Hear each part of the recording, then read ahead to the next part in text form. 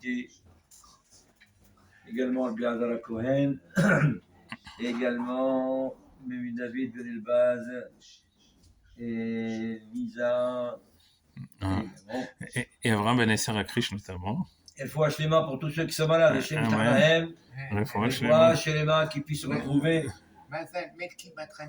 Qui puissent retrouver leur dignité. Et notre Rav Rabbi Shimon et nous avons appris hier sur Rav qui n'a pas cité son nom dans le texte de la Mishnah. Ah oui. On a cité seulement son père. Il nous a donné 3 conseils. Ces 3 conseils, c'est ce qu'il a dit le prophète Jérémie. Le prophète Jérémie a dit Al-Itallel Ashir bi'ushro, va-Itallel Hacham bi'chokhmato, va-Itallel Agibor bi'gvurato. Il nous a dit Ki im bezot amar Hashem. Ça sert à rien, ça vaut pas la peine, ni le riche, ni le fort, ni celui qui est intelligent de pouvoir s'enorgueillir avec ce qu'il a. Parce que aujourd'hui il est là, demain on n'est plus là. Alors on a appris, par contre, s'il glorifie Akadosh Baruch Hu qui lui a donné ça, la richesse, etc., et la force, oui. Alors Ben Zoma, lui, continue dans sa direction. Mais alors qu'est-ce qu'il voulait dire Jérémie, prophète Jérémie, qu'est-ce qu'il veut dire un Hacham? Qu'est-ce qu'on appelle un Hacham? Quelle est le critique de Hacham? La définition d'un Hacham.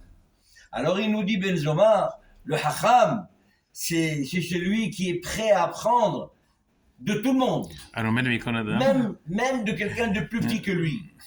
Il ne regarde pas la personne, il regarde l'enseignement qu'il va apprendre. Et c'est comme ça que vraiment on devient Hacham. Parce que j'apprends de tout le monde, n'importe qui peut m'apprendre quelque chose. Ouais. Ça, c'est la première chose qu'il nous a dit. Deuxième chose, il a dit qu'est-ce qu'on appelle un riche. Alors il a dit le riche, c'est pas celui qui a beaucoup d'argent, tu entends? Non. Qui dorme à la banque. C'est pas ça le riche. Celui-là, il travaille pour la banque. Il travaille pas pour lui. Alors c'est quoi le riche? C'est celui qui se contente de ce qu'il a. Ça veut dire qu'il ne regarde pas l'assiette de l'autre.